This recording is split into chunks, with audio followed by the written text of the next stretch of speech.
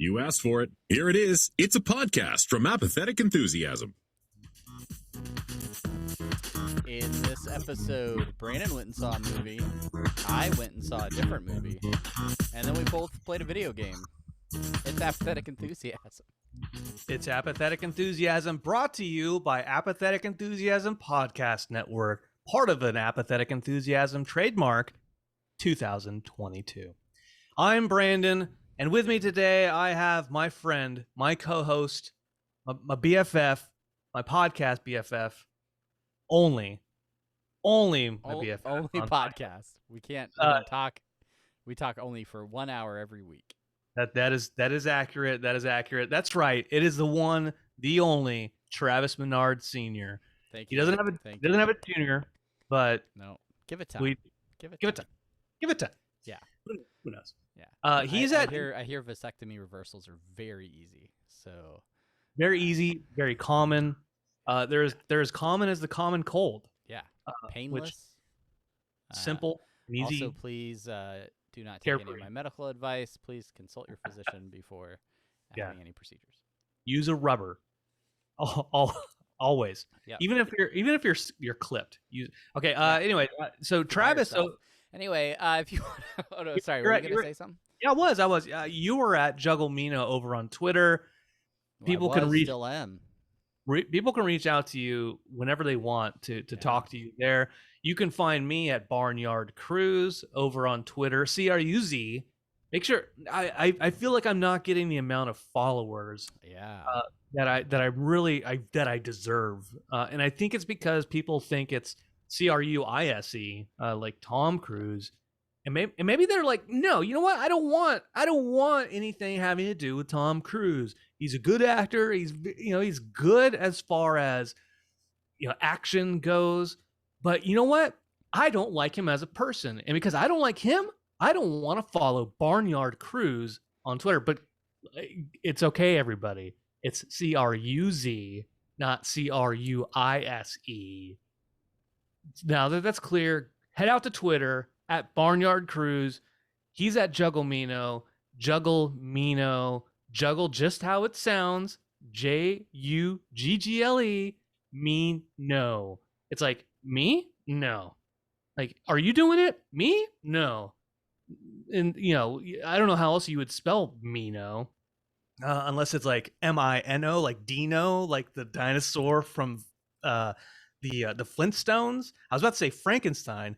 There may have been a Dino in Frankenstein. I don't know. Actually, this reminds me. I was talking to my father-in-law the other day, and we were talking about old movies, of course, but then we're talking about the Rat Pack, and then we're talking about there was briefly the kids of some of the Rat Pack, Dean Martin's kid, Desi Arnaz's kid, and then some random kid named like Billy Mitchell or whatever. They started a band called Dino, Desi, and Billy, and they had like a hit in the 60s, and then that was it. Anyways, that is your history lesson on the Rat Pack's children, brought to you by at Barnyard Cruise from Twitter and at Jugglemino on Twitter. That is Travis, and that is Brandon. Hopefully you got all that. You can also follow us at Apathusiast on Twitter, and that is APATHUSIAST. And then, of course, you can go on Facebook.com. There's an Apathetic Enthusiasm show there, and then Instagram. There's all this social media. I'm also at Barnyard Cruise on Instagram. I've noticed a distinct lack of followers there. I don't want to get into it. It may be the same reason. It may not be the same reason. But anyway, let's get on with the show. Travis, how are you doing today? I'm great because I just discovered that at Barnyard Cruise, spelled like a weekend cruise around a barnyard, is available. It is there's not a Twitter handle for Barnyard Cruise, so I think I need to go create that parody account right now, the Barnyard Cruise parody account, and just watch the followers just come pouring in. Roll in. We mentioned it briefly before we started, but a special shout out to all the patrons over at patreon.com/apathetic enthusiasm. Thank you to everyone that supports the show From Patreon, of course, we are streaming live at twitch.tv/apatheticenthusiasm, where you can watch us, be part of the show, or catch video versions over at youtube.com/apatheticenthusiasm. Brandon, it's a long weekend. You can always tell because we look unkempt. We have hairy faces. Yeah. Before we started recording, I actually shaved up my neck. I shave all the time, and so I never have time to grow facial hair. I took vacation. I grew some facial hair. Some. Yesterday for Father's Day, my father-in-law came over, my brother-in-law, and then my other brother-in-law and their families. And my brother-in-law has a nice beard, right? Nice beard. And because I don't grow my facial hair out, I don't know how to trim it. I don't know how to keep it, how to groom it, how to maintain it, how to clean it up. Yeah. And so I'm like, as he's just talking, I'm looking at his profile, and I'm like, where does he cut the hairline? Is it shaping the jawline? Is it? Oh, okay. And then I noticed my father-in-law's beard, like, oh, his is a little bit further down, huh? What's the idea behind going a little bit further down versus going higher? Huh? I think it hides more of your neck. Oh, especially if you have like a double chin situation going on, you can really kind of control where the apex of your chin is, based on where you trim that beard. Yeah. Do you do like the Do I make myself look like a frog? Yeah, D'Onofrio. Do you do the D'Onofrio from Men in Black, where you try to see where your double is? Need some sugar water. And then do you shave along that line, that like one of those chin lines? I don't know what else he said. I don't think he says. Does he say sugar water? Sugar water. It's weird. It's like wearing an Egger suit. No, I don't. I just kind of shave up until I can't, like, looking at it straight on to where I can't see hair anymore coming down. Like, so. Oh, okay. Like, and then I follow like the lower line of the jawline and. Okay. Kinda, all right. Yeah. I mean, it looks good on you. It looks good on you. Yeah. Just a little bit longer. And then, so here's the deal. I've been threatening my wife all weekend because with a mustache? we went and saw Top Gun. Oh. Right? So Top Gun, of course, 2022's resurgence of the solo stash, the mustache on its own is just rising in popularity along with the sales of aviator sunglasses. But I have a tendency to look like a child predator when I have just a mustache. But as a bit, I don't know. There's a part of me that wants to shave the rest of my face and just leave the mustache and be like, eh? You should. You should, just for the rest of the month at least. June is almost over. Just for the rest of the month, as a bit older. So I don't know. It just looked so good in that movie. I had to give it a shot. You know, in the Air Force, the mustache regulation had it to where it had to stop at the corners of your mouth, and it had to be like, correct. It had to stop at the corner of your mouth. Couldn't go any further. It can't hang below your top lip, and it made for some very stupid looking mustaches through the Space Force has changed the reg to where like it can't go more than like a quarter inch out, but it can go past the lip line, so it can go a little bit further, but it just can't go below the lip. So it can go out further, but it can't go down. So you can handlebar it? I can't handlebar. If you're going to space, you can handlebars? Is that? I think so. So I'm, because I took some time off and I've got some facial hair, I might keep the stash. Stash Bros 2022.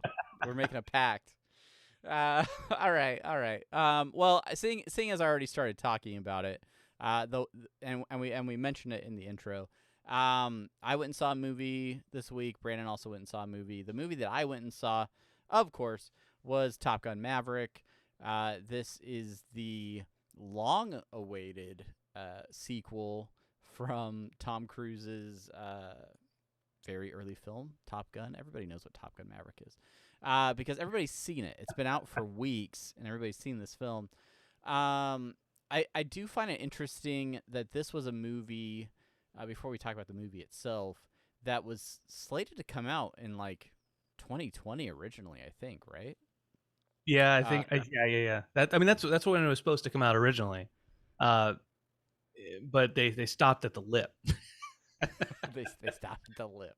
But I think like reshoots and maybe some COVID happenings and all that type of stuff. I think a huge part of it was because of the action nature of the film, and they really, they're flying these F-18s around and all this stuff. They really wanted it to be experienced by fans in a theater. And with the beginning of coronavirus pandemic and all these things, theaters were shut down. It took years for people to start going to them regularly around the country and around the world, and so I think they continued to delay and hold off on releasing this film until they felt like people could really experience it comfortably and safely in a movie theater. And yeah, which they still can't, but it's still in theaters and people are still going. Yeah, sure. Yeah, I will say that oddly enough, weeks after its release, on a random like Thursday night, the theaters were still packed at my favorite movie theater, the one that had like the reclining seats and they served beer like at your seat. I was like, oh yeah, like that's become the theater. That's the only one we go to, and yeah, showings were packed. So we ended up having to go to the AMC nearby, and even that theater filled up pretty significantly. Anyway, yeah, Top Gun, it's great. You've seen it. I don't need to review the film for you because everybody has seen it, right, Brandon?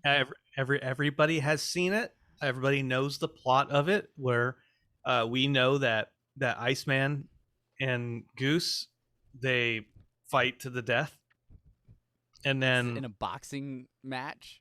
It takes a weird turn in the middle of the movie and stops being about naval aviators and starts becoming a gritty boxing film.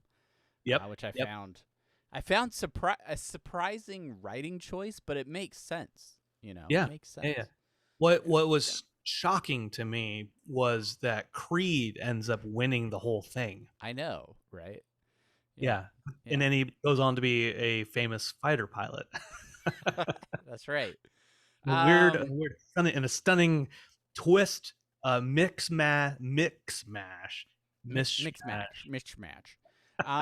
Anyway, so I didn't see it. I've wanted to see it, and I still will see it. Travis, I'll have to ask this question. Sure. When was the last time you saw the original Top Gun, and how do you compare the two? So I saw the original Top Gun probably about a month ago, but it was like running on like network television or something like that.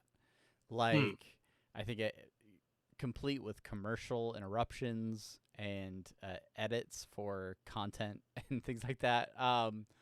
But I was like, yeah, okay, this is original Top Gun. Yeah, Buzz the Tower, yada yada, ambiguous love scenes, yada yada. Goose dies, yada yada. What? Okay.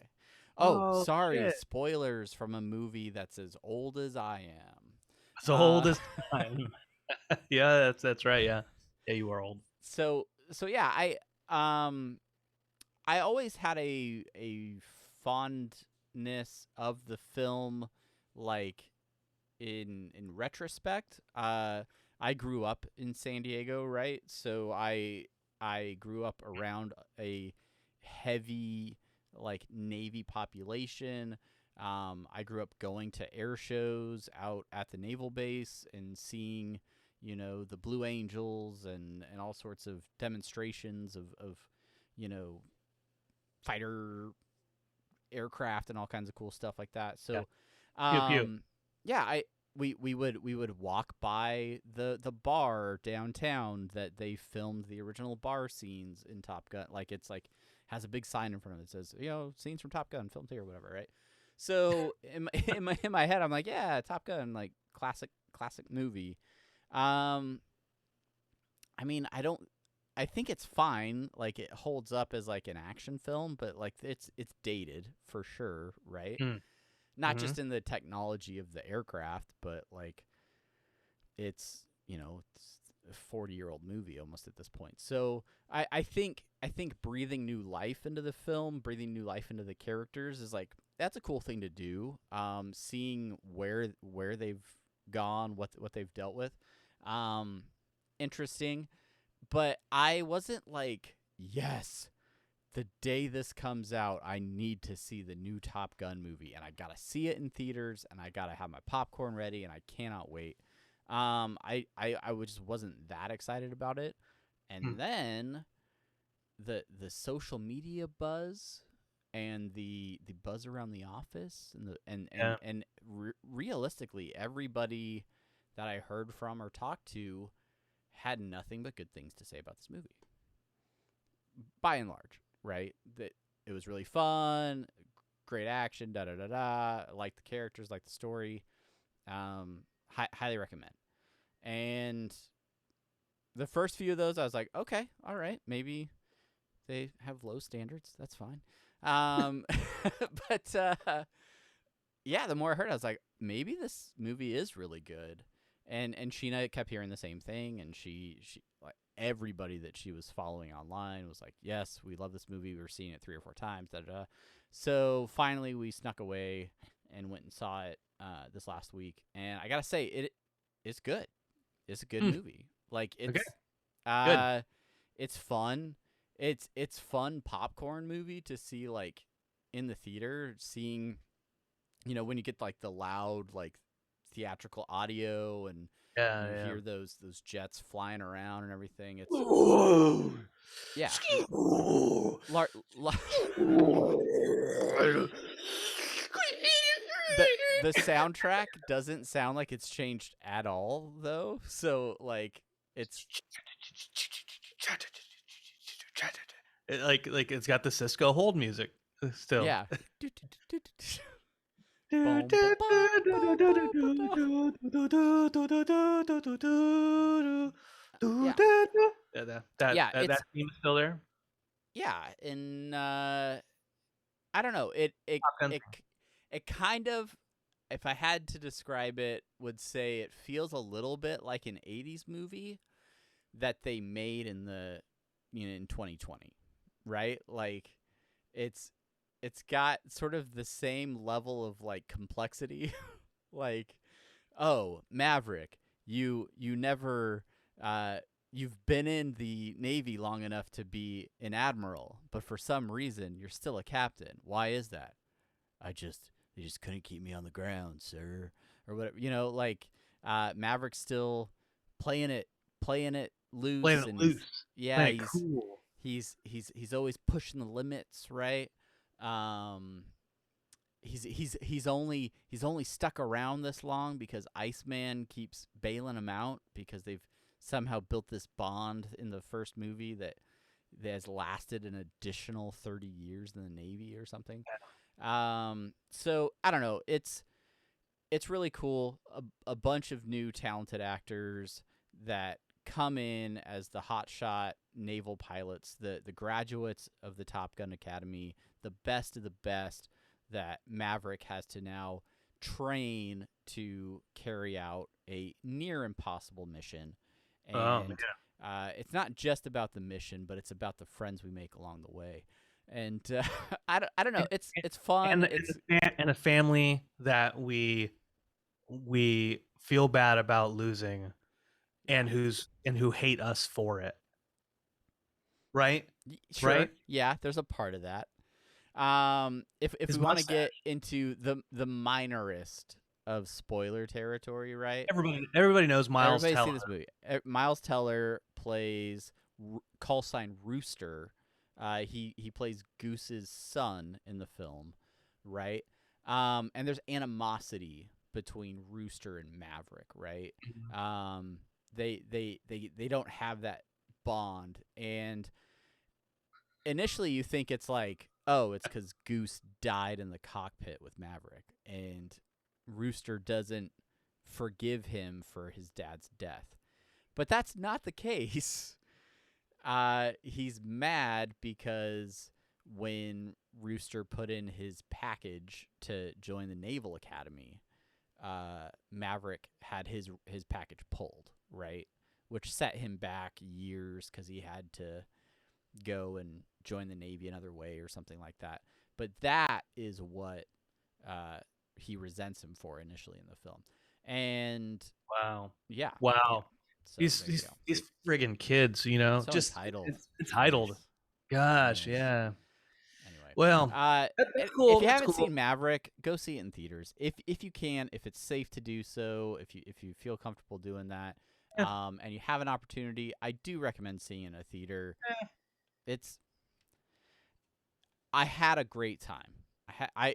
Is it a movie I would rewatch on a regular basis?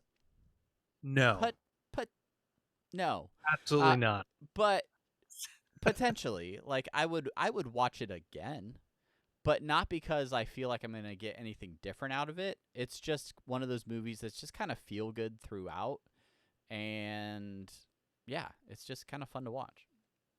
Okay. Well, I don't have anything else on Top Gun other than, I mean, it's a movie Why did you not go see it? I've heard nothing but good things. I was going to see it last week. I was gonna there was a 9:30 showing, and I was on vacation all week last week, and I thought to myself every morning, well, every night, Every morning there's a halo. every night before I went to bed, I'm like, I'm gonna wake up and go see Top Gun in the morning. And then every morning I woke up at like 5:30, and then I played 3 hours of Diablo, and then Paragon. I guess 500. Guess I'm not gonna see Top Gun again, and I probably won't see it at this point in time until it's on TV. But maybe things will change. We will see, certainly. Yeah, I think Tom Cruise said he's never going to release this for home viewing. It's only going to be available in theaters ever. I believe it. I believe it. Well, maybe when he dies. I don't believe that. Maybe when he dies, and I believe it. I believe it. I certainly. When he dies, maybe I'll get it on Blu-ray 4K with the Days of Thunder 2, like as like a combo, There pack. you go. Days of Thunder 2. Why was there never a sequel to Days of Thunder? You know. They haven't passed the 3-decade limit before they can make the. Hey, you know what? I saw a trailer for when I went to see Top Gun, along with like 80 other movies, because AMC plays like a half hour of trailers before their film. Yeah. Mission Impossible. What is this film coming out? It's not. I don't know. Okay. Not Ghost Protocol. Yeah. So Mission Impossible, Dead Reckoning. Oh. Part 1. Holy shit. So just so we're clear, because when they were running the trailer, I was like, that's the guy from like the original Mission Impossible movie. Oh wait, and then that's Tom Cruise. And that's Becky Carter or whatever her name is. Rebecca Ferguson? No, Captain Carter from. Haley Atwell. Yeah, and I was like, "Is this? This smells like a Mission Impossible movie. Is this a Mission Impossible movie?" And I think I said out loud to Sheena, I was like, "They still making these?" Because I remember loving the original Mission Impossible, like back in the 90s.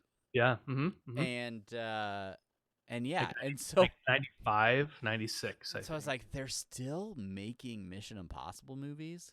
How many even are there? And then the title goes up on the screen and it's like Mission Impossible Dead Reckoning Part 1. And I laughed out loud. I was Did like, it? are you kidding me? This is a multi-part film that like I don't even I'm going to Google how many Mission Impossible movies are there. I think there's 6. I think this will be the 7th, or this will be the 6th and then the 7th. Okay, so there are 6 out.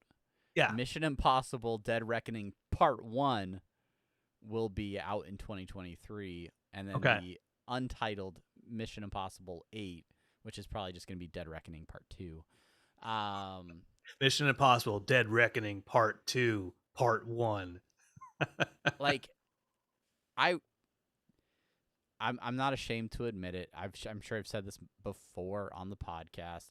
Sure. Especially in my younger days, I was really into heist films. I dug them. I thought they were cool. No shame. I thought that the Italian Job. I really liked that movie. There's what's the one with Ed Norton? Money, greed. I don't know. Back in the day, I liked them. Mission Impossible kind of falls into that genre. I liked it. I think I've seen maybe 3 of the 6 Mission Impossible movies that have been released. Maybe. I saw the first one is my favorite still. Hands down. The second one was like a John Woo directed it, and it turned into I really disliked that one when that came out because it went from like this very like spy thriller with heist aspects to it to then just like a pure action where he's like on a motorcycle and he's got long hair and you're like what the hell is this? And then John Woo's doves flying all over the place. And I didn't see the one with Philip Seymour Hoffman, which is the third one. I didn't see the one right after that. Ghost Protocol. But I did catch the 5th and 6th one. With the 6th one has Cavill in it, right? Cavill, Superman. And that's the one where he had a mustache. Well, whichever one. He had a mustache for one of them, and he's like in that. There's a scene where he's in the bathroom, and like he pumps his arms. I feel like you're thinking of a James Bond movie. No, man. No, that's Mission Impossible, bruh. Mission. Well, maybe it's James Bond, but I'm pretty sure it's Mission Impossible. Oh, he's in Fallout. Okay. Yeah. Thank you. And But he's got a very nicely groomed mustache. Welcome to the Mustache Podcast. This is the mustache episode of the pod. Bringing it back. Gotta stop at the lip. Gotta stop at the lip. You just gotta embrace the stash. You just gotta own it. You have to own it. Is really what it comes down. Anyway. So yeah. I'm okay with the Mission Impossible movies. Which guy is coming back for Dead Reckoning Part 1? Is that Ving Rhames? I might have seen Ving Rhames. Okay. But the guy I'm thinking of, it's not John Voight. No. It's died. It's Henry Czerny. Is he the guy who was like the head of the IMF? Yeah, he's I'm trying to figure out what his character's name is. Like in Mission Impossible, the first Mission Impossible, he's the one who's like they meet at the Kittredge. Yeah. They meet at the restaurant, and then Tom Cruise with the gum and then slams it against the fish tank. Yeah. What a taut thriller. I will say that for some reason in my awkward teenness, I became very interested in the like original Mission Impossible like series that obviously the movies were based on, which got me really excited for when the movie came out. And man, I just ate up that movie. I mean, obviously, like everybody, like it was a huge success. Huge enough that they've made like 8 of them now. Uh, Some people did not like the original, or some people did not like the movie because they turned John Voight's character, who was the main character from the original Mission Impossible series, into the villain. Uh, and so we're like, that's a turn. Why would you then take the main character from the series and then focus on Tom Cruise's character? I don't well, remember if it's Ethan Hunt was part of the. part of the whole thing with Mission Impossible early on was like the triple cross and double cross and like, son of a bitch, I'm in, right? Sorry, like we're gonna fall into Rick and Morty territory here with the heist episode, but like so much of it was about. Did you hear my dog? No. Okay, I my was dog is checking. barking right now. Oh, I can't hear the dog, but I was Okay. seeing that the fan is on. Okay. Anyway, it was all about like, oh, I'm playing for this team. Well, that team's actually the bad guy, so now I'm gonna play for this side, and but maybe they're not who they say they are either, and it kind of like you don't know who to trust, and then Tom Cruise does a crazy stunt and jumps out of a plane or something. So, anyway, they're making 8 of them. So tune in 2023 for Our Mission Impossible. Our Mission Impossible marathon where we rewatch all 8 Mission Impossible movies and In give a you our row. thoughts. Anyway, Live yeah, reaction. that's the last thing I'll say about Top Gun, and then we'll move on to whatever movie you saw. Tom Cruise is insane, man.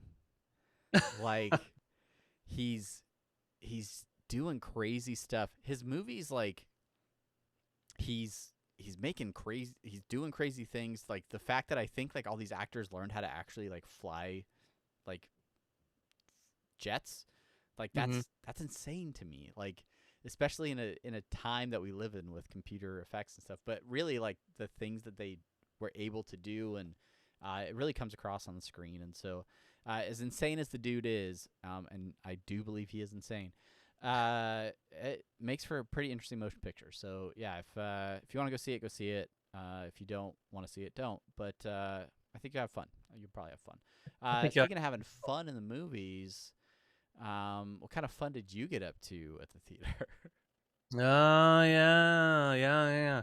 Well, you saw a remake, well, a sequel to a movie that was made in the early '80s.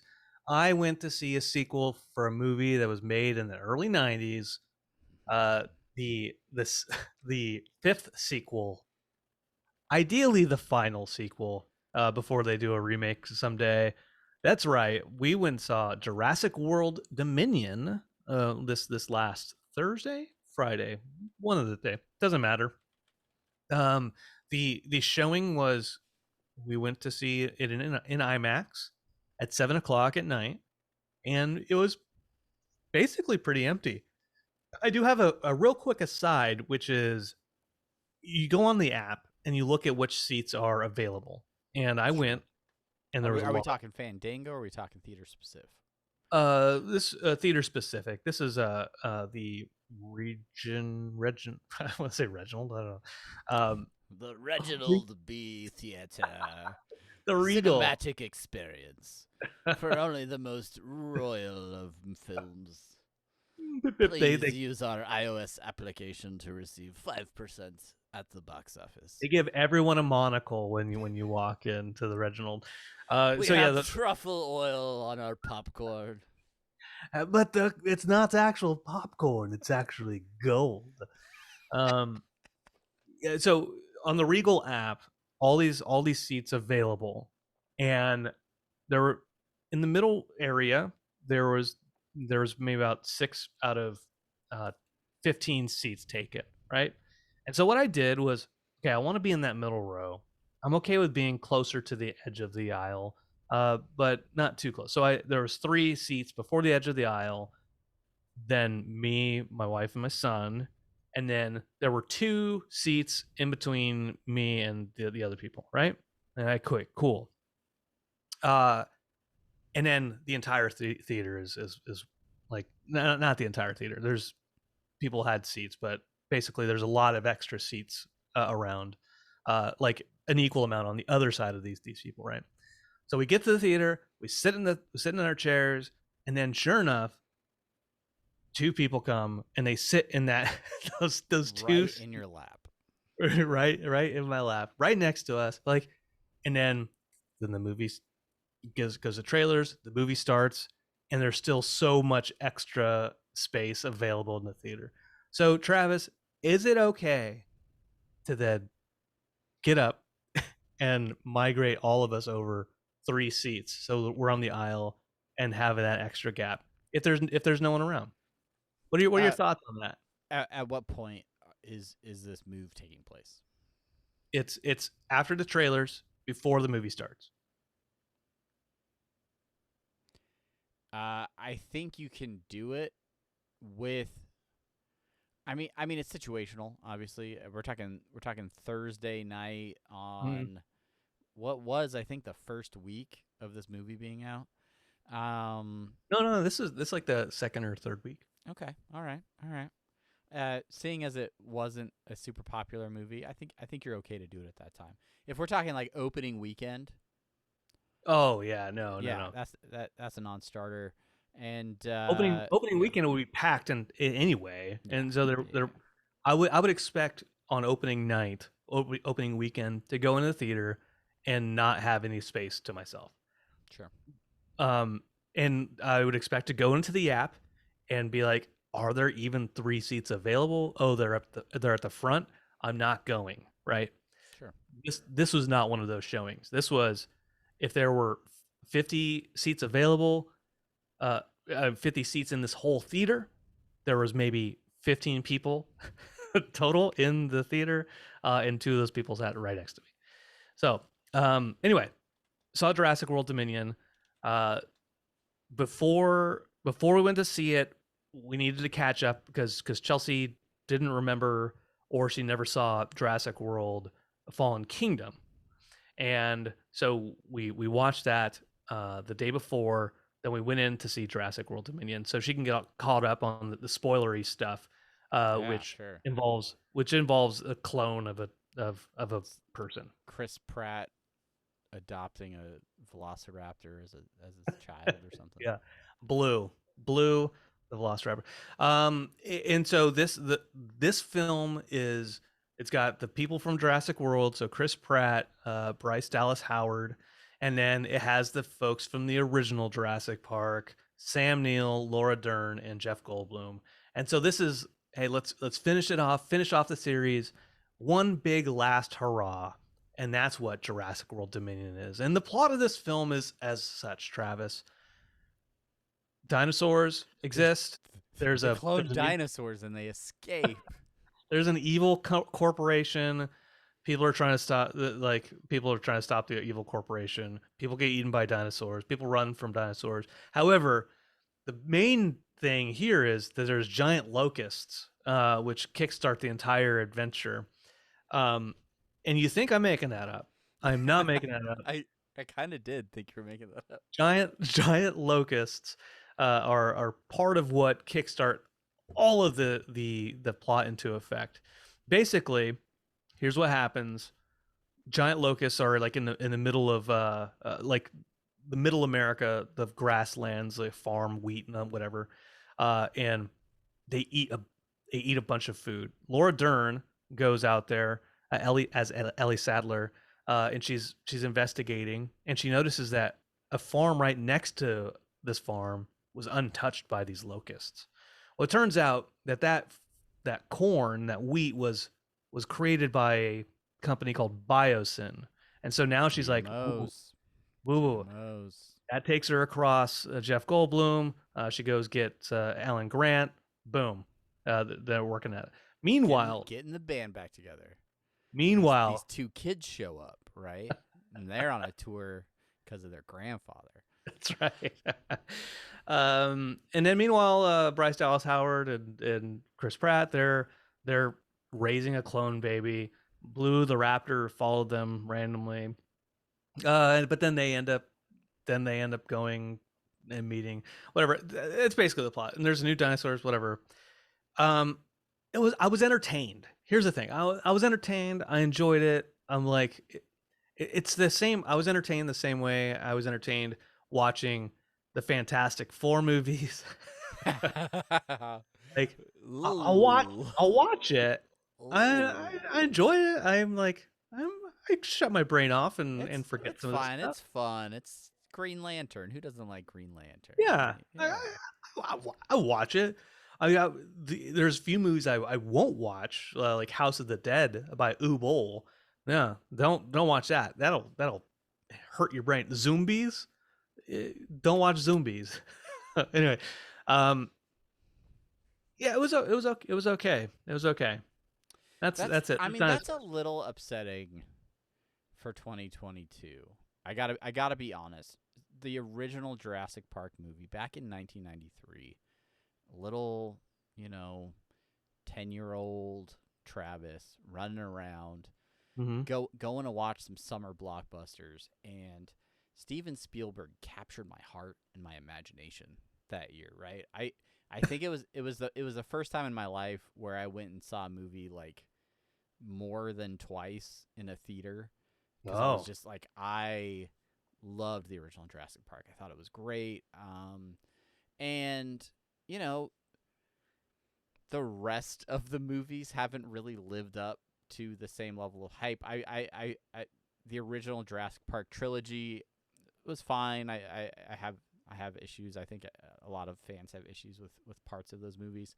I felt like Jurassic World restarted the series in like a really positive way. I really thought like Jurassic World captured a lot of the essence of what made the original Jurassic Park movie click and was really entertaining. Um, and then they seem to be like falling into some of the same patterns again as the series progresses. So I don't know. I would I, watch it. I don't think there's.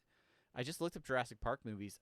I was gonna say I didn't think there were any I hadn't seen, but then there's this Battle at Big Rock, which was released in 2019, apparently direct to YouTube. It's a short film based on Jurassic World or something. I don't think it technically counts. It's an 8-minute short film, so I don't think it okay. technically counts I don't think as it a counts. Jurassic Park Let's not movie. count it. Yeah, we're gonna throw that one out. But What I- otherwise, I think I've seen all the other Jurassic Park films. what I'll say is the original trilogy. There's no story through line there, right? Yeah, Like sure. the Lost World had little to do with Jurassic Park, and then Jurassic Park 3 had little to do with Lost World or Jurassic Park the original. So when Jurassic World came out, what they try to do with Colin Trevorrow, I think that is his name, the director and the writer, they tried to keep like the story that built throughout the three movies, and there I can see some of that. There's like with Bryce Dallas Howard's character, uh, in the original Jurassic World, she's talking about like she doesn't want to have kids, and she's taking care of like her nieces or her nephews, right? And like becoming this kind of like she's growing up and she's becoming more motherly.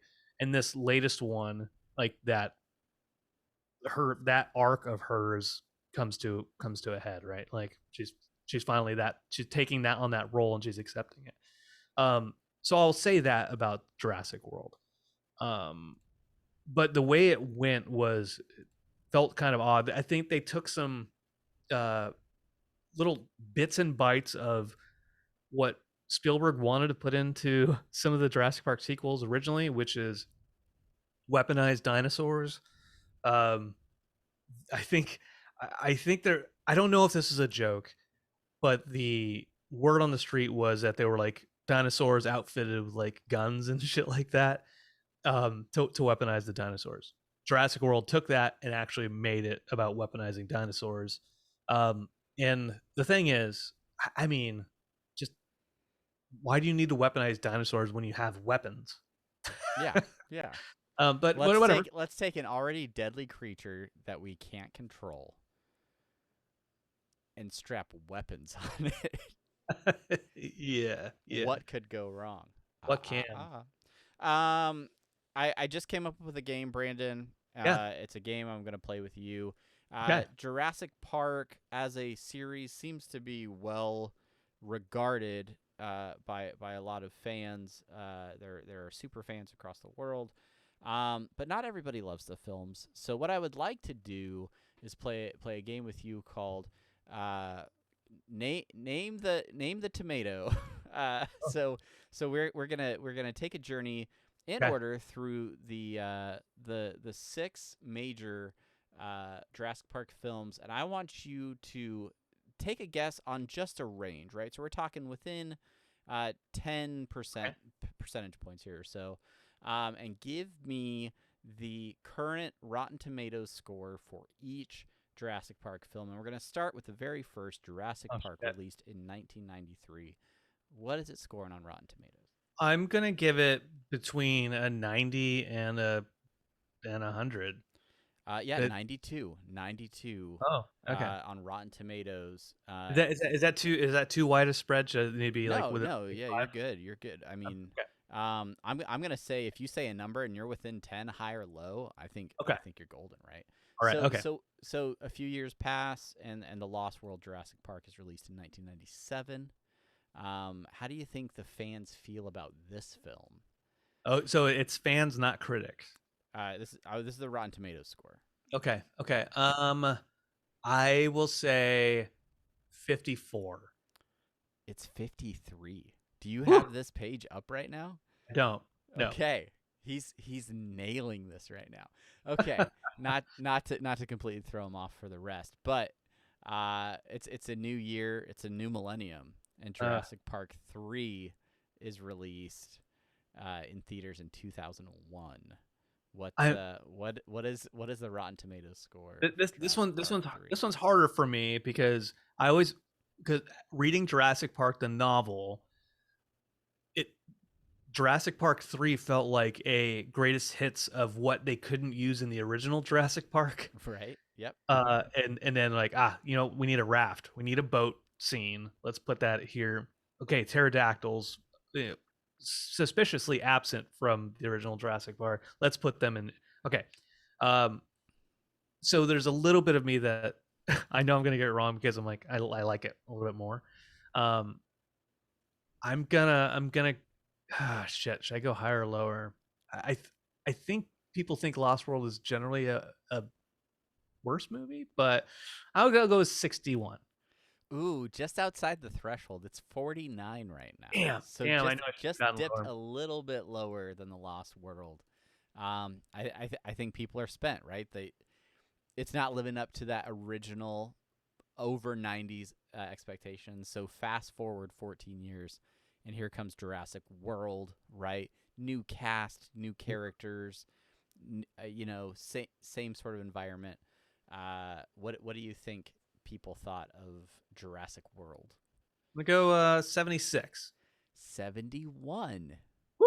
All right. You're 3 out of 4 right now, crushing this. So, relatively good success, right? We got 1.6 billion dollars at the box office. So, with those kind of numbers, you can't not make another movie. 3 years later, Jurassic World, Fallen Kingdom. It's back. It's out in theaters. The fans. How do they feel about this one? Clamoring for it or not clamoring for it? I'm gonna say 57.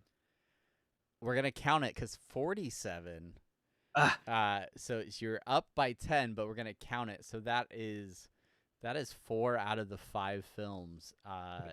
You've gotten within that 10-point threshold, which leaves us with Jurassic World, currently still being rated out on Rotten Tomatoes, but early votes are in. What do you think its current score is over on the Tomometer, Uh, over at I'll, Rotten Tomatoes? I'll say 35.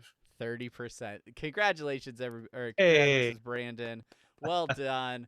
I 5 out of 6. This I man messed knows up with his Jurassic movies. Park 3. I let my own emotions taint it. Yeah, I knew I should have gone lower, not higher.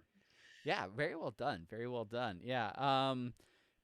A lot of these films sit right around that 50-50, breakdown where some people like it, half the people don't like it. There's You know, you can pick and choose. Are all those people the same that like it, or does it go back and forth? I don't know. Let us know. Send us an email, apatheticenthusiasm@gmail.com. All right. Any final thoughts on this film? I mean, would you recommend people go see it if they're in that 50% that liked all the other Jurassic Park movies? They've probably already seen it, or should they just like wait for it to stream on a on a platform somewhere? I think that if you go in and you don't have high hopes, then All right. you might enjoy it. Like I think if you have kids, your kids will enjoy it. That is the thing, right? Like there's a magic there that kids see dinosaurs. My nephew is like, I love it, Yeah. right? And that I think that's the thing is They we can all see past bad acting, bad writing, Yeah. contrived scenarios. We They're were not kids. following that stuff anywhere. They're like, cool dinosaur, yeah. We were kids when Jurassic Park came out. Yeah. And we grew up and we started seeing other things that instead of just the dinosaurs. So Sure. so anyway, Travis, I have a game for you similar, real quick. Guess that tomato meter for Top Gun. Oh, geez. Top Gun Maverick versus Top Gun, the original 1986. All right. So in 1986, Top Gun comes out. Tom Cruise, Kelly McGillis, Anthony Edwards. Rotten. The internet doesn't exist. Internet doesn't exist. Rotten Tomatoes is a twinkle in some founder's eye. What do you think the tomato meter is for Top Gun 1986? So much like how people had to go back and rate the original Jurassic Park with a sense of nostalgia, a sense of who they were when they first saw that movie potentially. Mm-hmm. I am gonna say people are also gonna look at the original Top Gun through sort of fractured glasses, maybe a little bit. But I think people are also gonna like be like, all right, there's some things that are dated in this, so I think people like it, but I don't know if it's like super well liked, so I'm gonna put it at like a 75. Okay, a 75. Yeah.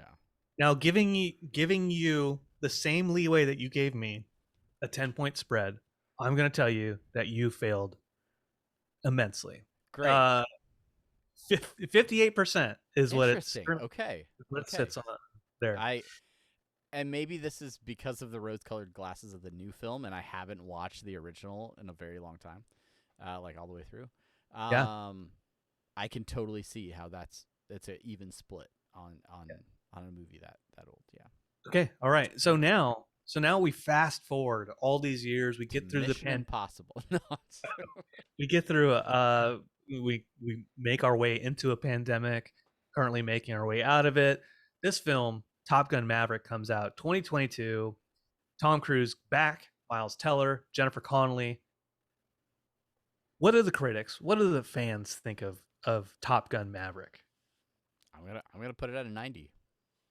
You're gonna put it at 90. I mean, I think that's a safe bet to have it be a 90. I think that's a conservative guess, honestly. Yeah, 37%. No, the 7 is right. The 7 part of that, so it is sitting at 97%. My goodness.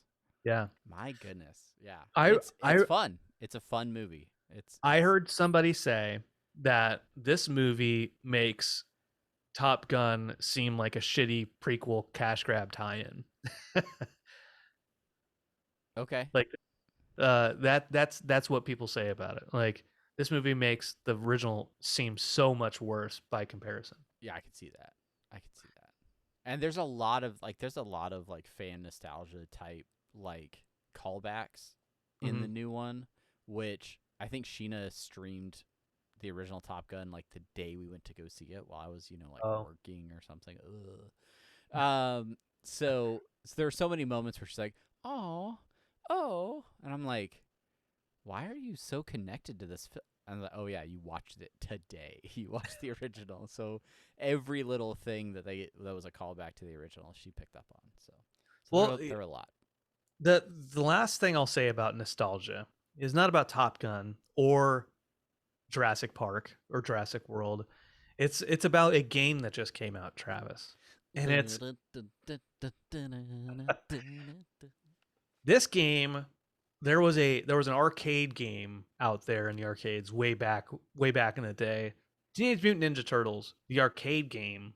And then it came to the NES, and then there wasn't even 2 players, but whatever, the variations of this over the years.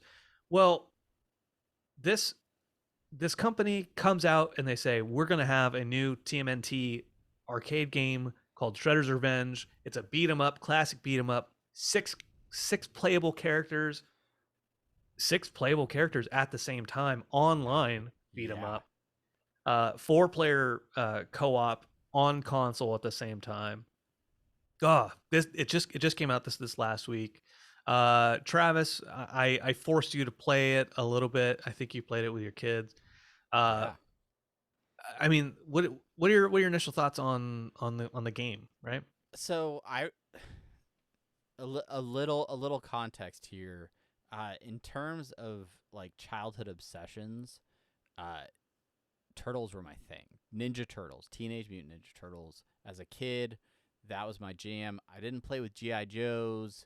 I didn't even collect like Star Wars figures really, but I collected Ninja Turtle figures. I watched the show. I watched the cartoon. I still tell people my first concert ever that I went to was a Ninja Turtles concert. Like turtles were my jam, right? And so definitely dropped my fair share of quarters into the original arcade game. Thought it was great, right? And so seeing this out available on Xbox Game Pass really just kind of brought back a flood of nostalgia to me, because these are my turtles, right? The Ninja Turtles have been around a long time. Generations have grown up with this IP, right? But it's like Nickelodeon bought it, and they released like reskinned new versions of the turtles. They have different character models and things like that. Obviously, they've changed a lot over time. Michael Bay comes out. He does his thing with them, right? Yeah. But these are my like squishy faced, big nose, right? Like round Like, turtles. straight from the cartoons that we remember, right? Yeah, and I even just like looking up about the game as we're getting ready for this podcast, the original voice actors from the '87 series came back to reprise their roles. Like you've got like it's no kidding, like our Yeah. Ninja Turtles from our childhood, right? Rob Paulson doing a voice on it. the Oh, the the like graphic style, right? Like obviously this is on an Xbox, it's on modern consoles. You could really kind of polish it up, but they pixelate it a little bit more. It's got that art style that's a little bit dated, right? And it just works. It has the feel of that classic arcade game, and it's really easy to kind of hop in and out of it. I started playing it by myself for a couple of levels. My son comes in the room. He's like, "Oh, what is this?" I was like, "Hey, grab a controller. Let's try it out. Let's both play." I'm like, "Oh shoot, I need to go do something else." He's like, "Oh cool. Can I keep playing?" I was like, "Yeah, go for it." He's playing for a while. He gets hooked. He played like the rest of the afternoon, which was great because then I could keep watching the progression in the game without having to sit there and play it the whole time. And I'm just like, "Oh cool, it's this guy. Oh, it's so I don't know. I think it's really cool. I love the fact that they have like co-op online play, so that if we want to jump in a game together, you and your kid, me and mine, we get a few groups together, then you really have that like arcade feel of like a bunch of characters on screen all moving through it. It seems like they probably progress the difficulty the more characters you have in there or something, maybe, because I I played to a level with my son, and we did okay, but like Yeah. ended up losing at the end or something, and then he went and tried to play through it again on his own, and either like he got way better at beating the middle boss, uh, like in that one turn, or I was holding him back, or they scaled the difficulty. Those are the three options. I'm not ruling out number two. It very much could be number two. But yeah, I don't know. I thoroughly enjoyed playing this game. I think it's great, and yeah, I don't know. I like it. What do you think? What do you think? I did play it on. I played it with my kid. I also played it online with Sizemore, our friend Aaron, and my son too. And we were all online playing. Like two people on my Xbox, one person in Idaho, one person in San Diego, and it was seamless. Like we were beating Rocksteady and Bebop and doing all that stuff. So that was really cool.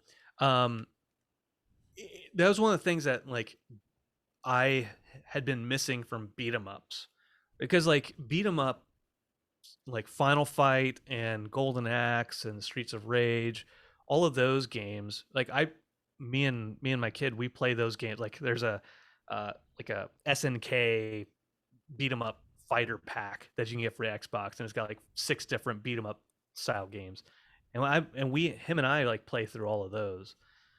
So having that same experience online has been something that has felt like has been missing, and so I'm really happy to see it here, because I would have liked to have been out for the Scott Pilgrim game, which is a fantastic game. So anyways, that's an aside. As far as the Ninja Turtle nostalgia, you talk about having collected the figurines, like just Action playing figures. Thank you. Yeah. Sorry. Action figures. Playing through this game, every once in a while, like there's so many cameos, there's so many collectibles, and like the bosses that you fight, like you'd find like a secret character in like a trash can or whatever, and I was like, I had that one. I had that. Yeah. I had Genghis Frog. Yeah. I think I still have one around here. And I used to not know how to pronounce Genghis, so I was like Genghis. Gengis. And then like not I always called him Mecha Turtle, but whatever the robot turtle is, like I had him too.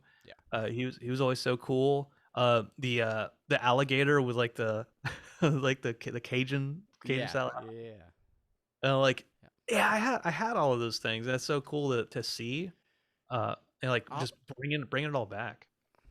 All right. So here's the deal. We're gonna level with the audience here. I know my mom listens to this podcast on occasion, and frankly, I'm putting you on blast, Ma.